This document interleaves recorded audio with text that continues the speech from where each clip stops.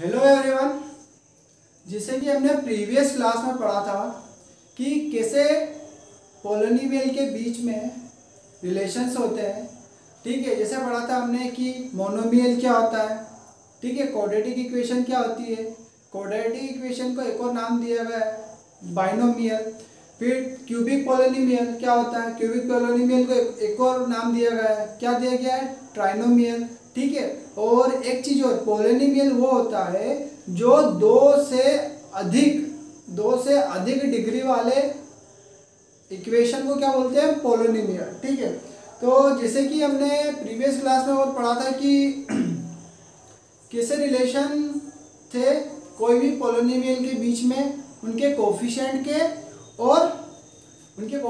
के और उनके जीरोस के, मतलब शून्य और गुणांकों के बीच का रिलेशन देखा था, संबंध देखा था हमने। तो आज हम कुछ क्वेश्चंस करेंगे उस पर, तो वो कॉन्सेप्ट हमारा और अच्छे से क्लियर होगा। तो चलिए आज हम अध्याय 2.2 के कुछ क्वेश्चंस करेंगे। ठीक है, मतलब एक्सरसाइज 2.2 के कुछ क्वेश्चंस करेंगे। तो पहला क्वेश्चन हमें दे रखा है कि find the zeros of the following quadratic polynomials and verify the relations between the zeros and coefficients. मतलब पहला क्वेश्चन दे रखा है कि कोई द्विघात बहुपद के शून्यकों और गुणांकों के बीच का संबंध की सत्यता जांच कीजिए। ठीक है, तो इसमें पहले क्वेश्चन में जो पहला क्वेश्चन दे रखा है, फर्स्ट पार्ट दे रखा है, क्या दे रखा है, x² - 2x - 8 ये दे रखा है हमारा पॉलिनोमियल। ठीक है, तो इसमें सबसे पहले चेक करना है, पहले तो इसके जीरोस निकालने होंगे। ठीक है, तो पहले मैंने मान लिया कि जो ये क्वाड्रेटिक इक्वेशन की ये द्विघात समीकरण दे रखा है, तो इसका मैंने मान लिया कि जो पहला शून्य क्या है अल्फा है, और दूसरा शून्य क्या है बीटा है। ठीक है, अब क्या करना है हमें, इसके जीरोस कैसे फाइंड करेंगे। सबसे पहले इसकी व्यापक पद लिख लेते हैं, क्या है व्यापक रूप लिख लेते हैं, क्या है क्वाड्रेटिक इक्वेशन का, कोई भी द्विघात इक्वेशन का कौन सा व्यापक रूप, क्या है ax² + bx + c। ठीक है, ये होता है व्यापक रूप क्वाड्रेटिक इक्वेशन का। किसी को पता नहीं हो तो आप प्रीवियस लेक्चर देख सकते हैं, मैं इसकी डिस्क्रिप्शन में लिंक डाल दूंगा। ठीक है, तो यह होता है हमारा क्या, व्यापक रूप, general equation for quadratic equation. ठीक है, तो सबसे पहले इसकी जो कोफिशिएंट है, मतलब गुणांक, तो इसका और इसका गुणांक क्या है, a की वैल्यू क्या है, यहाँ से 1 है। मतलब जो x² ये वाली इक्वेशन में है, इसकी वैल्यू क्या a है, ये इसका गुणांक है, इस x² का गुणांक मतलब इसका कोफिशिएंट है। तो इस कोफिशिएंट को इस वाली इक्वेशन से, मतलब इस इक्वेशन को इस इक्वेशन से कंपेयर करेंगे तो a की वैल्यू क्या मिलेगी, हमें 1 मिलेगी। ठीक है, अब b की वैल्यू कंपेयर करेंगे, यहाँ पे b के बाद में क्या x है ओनली, और यहाँ पे क्या x है। ठीक है, तो b की वैल्यू इसके आगे वाली होगी, मतलब x के आगे b है और ये वाले x के आगे क्या -2 है, तो यहाँ से b की वैल्यू -2 मिल गया मुझे। ठीक है, अब ये c की वैल्यू देखते हैं, c की वैल्यू क्या है, यहाँ पे तो c पॉजिटिव और यहाँ पे नेगेटिव है, तो मतलब c की वैल्यू -8 है। अब इसके हमें शून्यक निकालने हैं, तो शून्यक निकालने के लिए मैंने सिखाया था कि जो a गुणा c करना होगा, हमें पहले क्या करना होगा, a गुणा c। तो a की वैल्यू 1 और c की वैल्यू क्या है 8 है, तो क्या होगा, ये 8 आएगी। 1 गुणा मतलब 1 गुणा 8 करेंगे, तो क्या आएगा, 8 मिलेगा हमें। ठीक है, अब क्या बताया था मैंने कि जो बीच वाली टर्म है, ये वाली बीच वाली संख्या क्या है हमारी 2x है, मतलब 2 है। ठीक है, अब 2 को ऐसा ब्रेक करना है हमें कि उसे जोड़ेंगे और घटाएंगे, तो क्या आना चाहिए, 2x आना चाहिए, और मल्टीप्लाई करेंगे तो क्या आएगा, 8 आएगा। ठीक है, तो पहले अपन 8 के फैक्टर देख लेते हैं। 8 के फैक्टर क्या क्या होंगे, 8 के फैक्टर होंगे 2, 2 4 जा, ठीक है। ये अपन क्या कर रहे हैं, एलसीएम कैसे निकालते वो चेक कर रहे हैं पहले। तो 2 है ना। तो अब यहाँ से हमें पता चला जैसे कि जो 8 का एलसीएम क्या आया, 2 × 2 × 2, तो इसको क्या लिख दिया 4 × 2 लिख सकते हैं। अब जो ये 4 × 2 है ये क्या है, इसको इस 2 का 1 4 × 2 4x - 2 में ब्रेक कर सकते हैं, ठीक है। 4x - 2 में ब्रेक कर सकते हैं।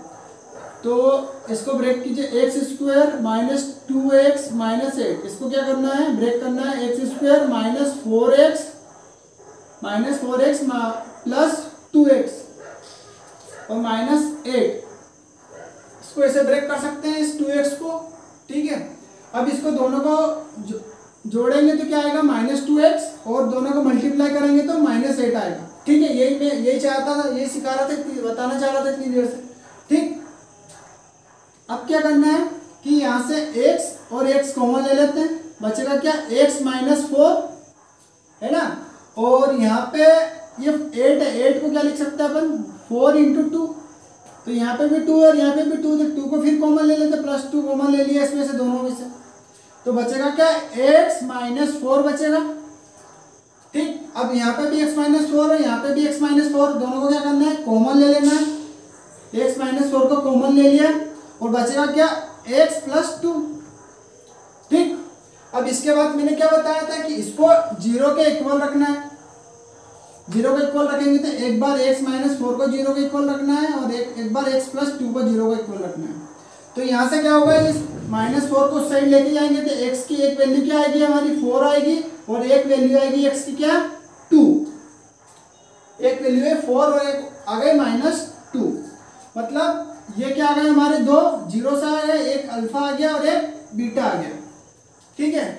अल्फा की वैल्यू क्या है, अल्फा की वैल्यू है हमारी, अल्फा की वैल्यू है यहाँ पे 4 और बीटा की वैल्यू है -2, ठीक। अपन ने इस इक्वेशन के शून्यक तो निकाल लिए। अब हमें क्या करना है कि रिलेशन को चेक करना है कि जो कोफिशिएंट और इसके जीरोस के जो रिलेशन है उसे चेक करना है हमें, है ना।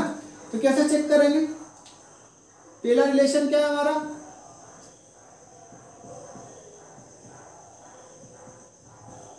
मतलब sum of the zeros is equal to -b/a, ठीक है।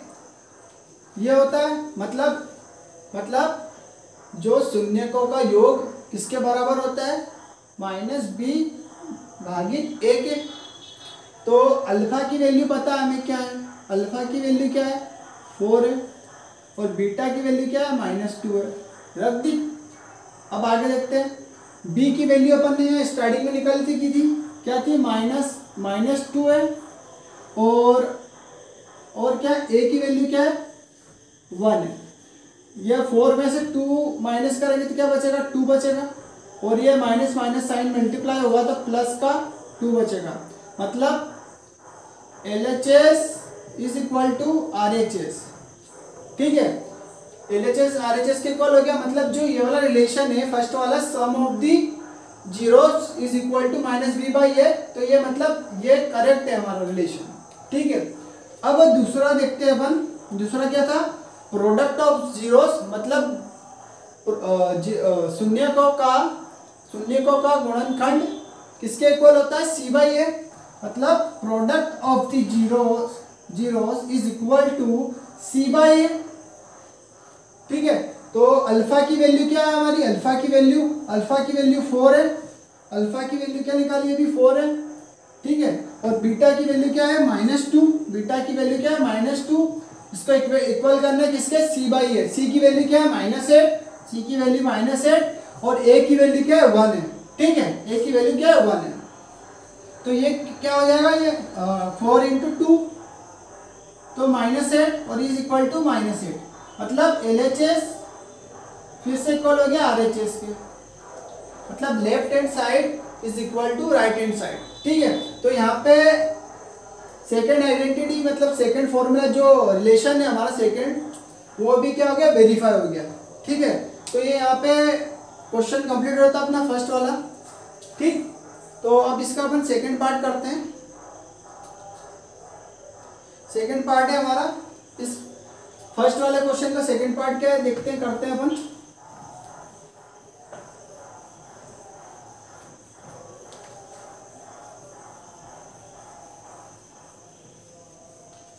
सेकंड पार्ट है हमारा, देखिए दोस्तों, इसे इस सवाल को कैसे करेंगे। 4s माइनस, इसको ब्रेक करते हैं 2s में, माइनस 2s प्लस 1 में। तो यहाँ से देखिए इसको 2s कॉमन ले लेते हैं यहाँ पे, तो यहाँ पे क्या बचेगा 2s माइनस 1। ठीक, अब ये वाली टर्म में से माइनस 1 कॉमन ले लीजिए, तो क्या बचेगा 2s माइनस 1। अब ये 2s कॉमन ले लीजिए, 2s माइनस 1 बचेगा क्या 2s माइनस 1। ठीक है, तो एक बार क्या कीजिए कि इसको 2s माइनस 1 को 0 रख दीजिए, और एक बार 2s माइनस 1 को 0, एक बार इस वाले को रख दीजिए, एक बार इस वाले को रख दीजिए। तो यहाँ से s की वैल्यू क्या आएगी हमारी 1/2।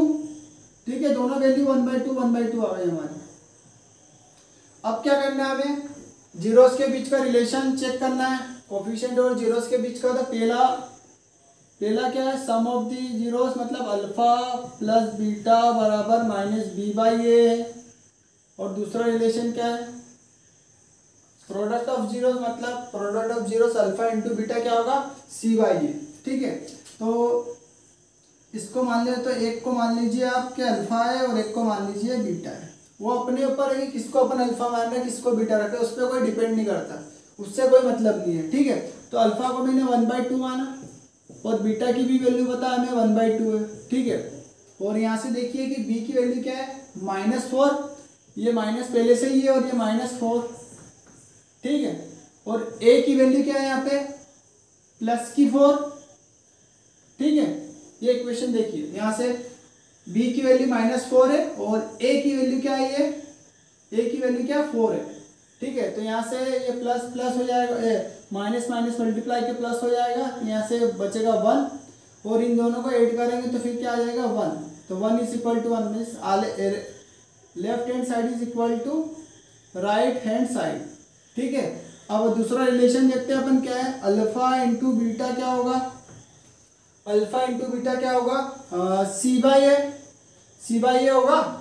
ठीक है, तो अल्फा की वैल्यू क्या है 1/2, बीटा की वैल्यू 1/2। ठीक है, इक्वल टू c की वैल्यू क्या है, यहाँ पे c की वैल्यू 1 है, और a की वैल्यू क्या है 4 है। अब जब इसे हम सोल्व करेंगे, इसे मल्टीप्लाई करेंगे 1/2 को 1/2 से, तो क्या आएगा 1/4 आएगा, जो कि 1/4 के इक्वल है। LHS is equal to RHS, means कि जो relation between coefficient and zeros है वो ये वाला क्वेश्चन वेरीफाई कर रहा है। ठीक है, ठीक है, ये शून्यकों के बीच का जो संबंध है, शून्यकों और कोफिशिएंट मतलब गुणांकों के बीच, वो ये क्वेश्चन क्या कर रहा है, वेरीफाई कर रहा है। ठीक है, अब अपन अगला क्वेश्चन देखते हैं, थर्ड वाला क्वेश्चन देखते हैं अपन।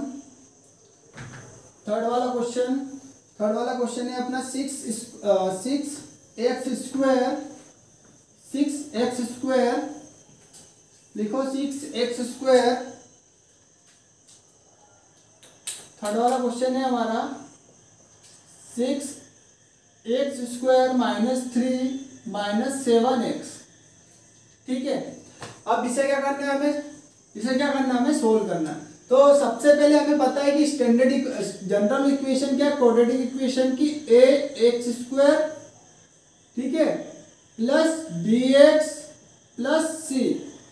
अब क्या ये आपको ये दिख रही है कि ये इस फॉर्म में नहीं है, अब इसको रीअरेंज करना पड़ेगा हमें। क्या 6x² इस 7 को आगे लेके आना पड़ेगा, 7x और -3।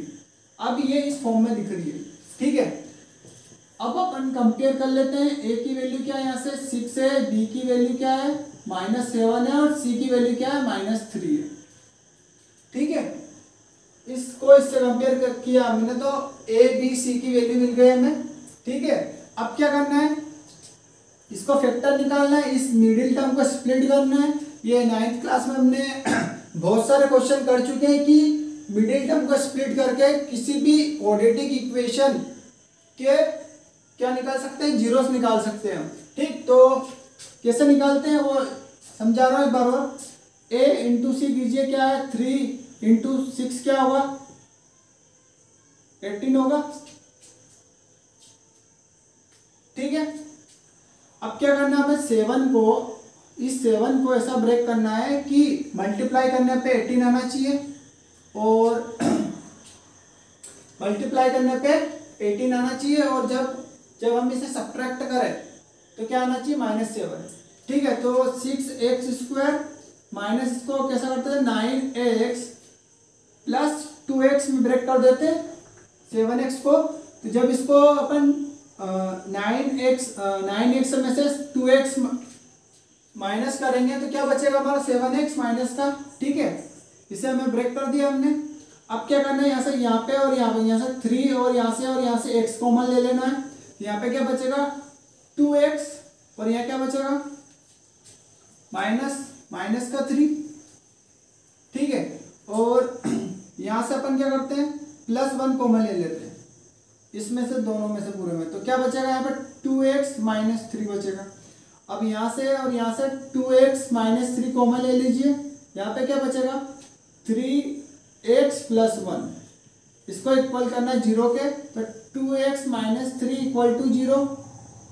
ठीक, and 3x plus 1 equal to 0। तो x की एक वैल्यू क्या आ जाएगी यहाँ से, ये वाली फर्स्ट वाली इक्वेशन से 3/2, और x2 क्या यहाँ से x की एक वैल्यू क्या आ जाएगी -1/3। ठीक है, इसमें से आप किसी को भी एक मान लीजिए अल्फा और एक को मान लीजिए बीटा। ठीक है, अब फिर से वही करना है, अल्फा फर्स्ट वाली क्या अल्फा प्लस बीटा बराबर -b/a। अल्फा की वैल्यू क्या है 3/2 प्लस बीटा की वैल्यू क्या है -1/3। ठीक है, ये किसके इक्वल है माइनस b की वैल्यू क्या है -7। ठीक है, और a की वैल्यू क्या है 6। ठीक है, तो अब इसको आप सोल्व कीजिए, तो यहाँ पे इसका एलसीएम आएगा 6, यहाँ पे आएगा 9 - 2, ये कितना हो जाएगा, ये तो प्लस का 7/6 हो जाएगा। ठीक है, और इसका करेंगे सोल्व तो आएगा 7/6 + 7/6। ठीक है, LHS इक्वल टू RHS हो रहा है, LHS इक्वल टू RHS हो रहा है। ठीक है, अब सेकंड कंडीशन, अपना सेकंड रिलेशन क्या अल्फा इंटू बीटा क्या होगा c/a होगा। तो अल्फा की वैल्यू क्या है यहाँ पे 3/2, बीटा की वैल्यू क्या है 1/3 जो कि नेगेटिव है, 1/3 नेगेटिव है। ठीक, और c की वैल्यू क्या है यहाँ पे -3 और a की वैल्यू क्या है 6। जब फिर इसे सोल्व करेंगे तो कितना आएगा 6 और ये -3/6 मीन्स फिर LHS is equal to RHS। ठीक है, तो इस तरीके से जो बचे हुए क्वेश्चन है वो आप खुद कीजिए, आपकी प्रैक्टिस होगी। ठीक है, अब नेक्स्ट क्लास में हम पढ़ेंगे कि कोई सी भी इक्वेशन है, ठीक है, उसे ग्राफिकल मेथड से उसके जीरोस कितने हैं वो पता करना। ठीक है, तो मैं एक रफ आइडिया दे देता हूँ, अभी नेक्स्ट क्लास में पढ़ेंगे वो टॉपिक हम, कि जैसे कि ये ग्राफ है, मान लीजिए कि ये ग्राफ है कुछ ऐसा ग्राफ है, तो इस ग्राफ से हमें पता करना होगा कि इसके कितने शून्यक हैं। तो एक बात आप ध्यान से मतलब सुन लीजिए कि ये जो कर्व है, ये जो ग्राफ बना, जो कर्व बना हुआ है, ये जितनी बार एक्स एक्सिस को कट करेगा उतने ही इसके जीरो होंगे, उतने ही इसके शून्य होंगे। मतलब जितनी बार ये एक्स एक्सिस को काटेगा उतने ही उसके शून्य होंगे। ठीक है, ये 1 2 3 4 बार एक्स एक्सिस को काट रहा है, इसको क्या बोलते हैं अपन, इसको एक्स एक्सिस बोलते हैं, इसको वाई एक्सिस बोलते हैं। ठीक है, तो ये 4 बार काटा तो इसके कितने जीरो होंगे। ठीक है, इसके जीरोस होंगे 4। ठीक, अब देखते हैं 3.2 का जो सेकंड क्वेश्चन है। सेकंड क्वेश्चन क्या है? Find the quadratic polynomial, find the quadratic polynomial each with the given numbers as a sum and product of zeros respectively। ठीक है, अब क्या, अभी क्या बोला था हमें ये वाले फर्स्ट वाले क्वेश्चन में कि उसके हमें जीरोस निकालने हैं, उसके बाद में इनका रिलेशन वेरीफाई करना है। अब जो सेकेंड क्वेश्चन दे रखा है 2.2 का, उसमें क्या बोला हमें कि जीरोस की जो रिलेशन दे रखे हैं वो कुछ वैल्यू दे रखी है सम और प्रोडक्ट ऑफ जीरोस की। ठीक है, तो अब उससे हमें क्या इक्वेशन निकालनी है। तो जो सेकंड क्वेश्चन है उसका फर्स्ट पार्ट करते हैं हम। पहले क्या दे रखा है हमें 1/4 -1। ठीक है, क्या बोल रखा है कि जो योग है शून्यकों का, शून्यकों का क्या दे रखा है 1/4 और उनका गुणनखंड क्या दे रखा है, उसका गुणनखंड दे रखा है -1। मतलब सम ऑफ दी जीरोस दे रखा है 1/4 और प्रोडक्ट ऑफ दी जीरोस दे रखा है -1। ठीक है, अब इसके रिलेटेड तो हमें दो फॉर्मूले ही याद है, मतलब इक्वेशन नहीं दी है। अब ये चीज दे रखी है। अब इससे हमें क्या एक इक्वेशन बनानी है कि एक इक्वेशन जिनके सम ऑफ दी जीरोस क्या है 1/4 और प्रोडक्ट ऑफ द जीरोस क्या है -1। मतलब सम ऑफ द जीरोस क्या का फॉर्मूला क्या, अल्फा प्लस बीटा बराबर -b/a होता है, और प्रोडक्ट ऑफ जीरोस क्या होगा, अल्फा इंटू बीटा बराबर c/a। अब हमें दे क्या रखा है, फर्स्ट वाला रिलेशन 1/4 और जो सेकेंड वाला रिलेशन इसकी वैल्यू क्या दे रखी है हमें -1। ये दो चीज दे रखी है। अब इससे हमें क्या पता करना है कि वो जो क्वाड्रेटिक पॉलिनोमियल है, मान लीजिए कि वो पॉलिनोमियल क्या है ax² + bx + c है। ये हमने क्या अज्यूम किया, ये हमने मान लिया। ठीक है, अब क्या करना है कि ये दो रिलेशन यूज करके हमें a की, b की और c की वैल्यू निकालनी है। ठीक, तो फर्स्ट वाला रिलेशन यूज करते हैं अपन, अल्फा प्लस बीटा बराबर -b/a, जिसकी वैल्यू क्या दे रखी है हमें 1/4 दे रखी है। तो मान लीजिए कि जो ये 1/4 है, जो b की वैल्यू है, एक काम कीजिए इसमें k का मल्टीप्लाई कीजिए ऊपर भी और नीचे भी। k कोई भी एक कांस्टेंट है, मतलब k की कोई भी वैल्यू हो सकती है। ठीक है, अब मान लीजिए कि जो b की वैल्यू है ना, b की वैल्यू क्या आएगी -1k। b की वैल्यू क्या आएगी -1k, यहाँ से निकल गई b की value direct k time 1k, और a की वैल्यू क्या आ जाएगी 4k। a की वैल्यू 4k और b की वैल्यू 1k -1k। अब जो दूसरा रिलेशन है उसको यूज करते हैं, अल्फा इंटू बीटा बराबर c/a होता है। तो इसकी वैल्यू क्या दे रखी है -1। अब इसमें भी क्या कीजिए, न्यूमरेटर और डिनोमिनेटर दोनों में k मल्टीप्लाई कीजिए, ये k और ये k। ठीक है, तो न्यूमरेटर और डिनोमिनेटर अंश, और न्यूमरेटर को हिंदी में बोलते हैं अंश और इंग्लिश में बोलते हैं और डिनोमिनेटर को हिंदी में क्या बोलते हैं हर। ठीक है, तो अब क्या करना है, यहाँ से फिर से वैल्यू c की वैल्यू पता चल गई -k और a की वैल्यू मिल गई k। अब देखिए हमें क्या चाहिए था, a की वैल्यू चाहिए थी, b की और c की। यदि ये तीनों वैल्यू मिल जाएगी तो हमें क्वाड्रेटिक पॉलिनोमियल मिल जाएगा। ठीक है, तो ये a की वैल्यू, c की वैल्यू और a की वैल्यू, c की वैल्यू इसमें पुट करनी है। ठीक है, तो यहाँ पे -1 कब आएगा ये थोड़ा देखना पड़ेगा हमें। जब a की वैल्यू हम क्या पुट करेंगे, यहाँ से थोड़ी सी गलती हो गई अपने से, देखिए इसको। अभी यहाँ से हमें b की वैल्यू क्या मिली थी 4k मिली थी। ठीक है, तो b की वैल्यू यहाँ पे 4k होनी चाहिए, 4k। ठीक है, और ये किसके इक्वल दे रखा है -1 के, किसके इक्वल दे रखा है ये -1 के। -1 कब आएगा, जब यहाँ पे -4 के होगा, जब 4 के कटेगा जब जाके तो -1 के इक्वल होगा सी बाई ये जो दे रखा कंडीशन हमारी ये। तो सी की वैल्यू क्या होगी यहाँ से 4 के होगी, -4 के, ठीक है, और ए की वैल्यू 4 के होगी जो कि हमें यहाँ से मिली अभी। अब ये ए की वैल्यू मिल गई, बी की वैल्यू मिल गई, सी की वैल्यू मिल गई, तो ये क्या करना है, ये वाली इक्वेशन 1 मतलब समीकरण 1 में रख देना है। तो ए की वैल्यू क्या है 4 के एक्स स्क्वायर है, प्लस बी की वैल्यू क्या है मिली मेरे को, बी की वैल्यू है -1 के एक्स, ठीक है, और सी की वैल्यू -4 के, ठीक है। अब क्या करना है, इसमें से पूरे में से के कॉमन ले लीजिए तो क्या होगा 4x स्क्वायर -1x -4,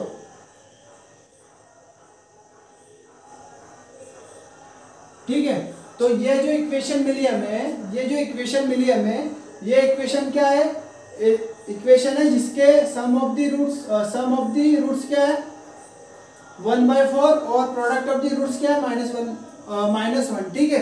तो ये ऐसी इक्वेशन है, और के की कुछ भी वैल्यू हो सकती है, कुछ भी वैल्यू हो सकती है, के की अलग अलग वैल्यू पे अलग अलग वैल्यू भी रहेगी ना कभी, तो उसके भी रूट्स मतलब उसके शून्य के ही आने वाले, ठीक है। तो ये इक्वेशन आ गई। तो इसी तरीके से आप बचे हुए क्वेश्चन भी कर सकते हैं, और मैं वो क्वेश्चन कर सकता हूँ, लेकिन ये आपके लिए छोड़ रहा हूँ क्योंकि आप जब तक प्रैक्टिस नहीं करोगे जब तक आप मैथ्स में परफेक्शन नहीं ला सकते, ठीक है। तो नेक्स्ट क्लास में जो मैंने बताया था वो ग्राफ वाली मेथड से अपन कैसे कोई भी कर्व के जीरोस कैसे निकालते हैं वो चेक करते हैं, ठीक है। तो please like and subscribe my channel and share. Thank you for watching. जय श्री राम।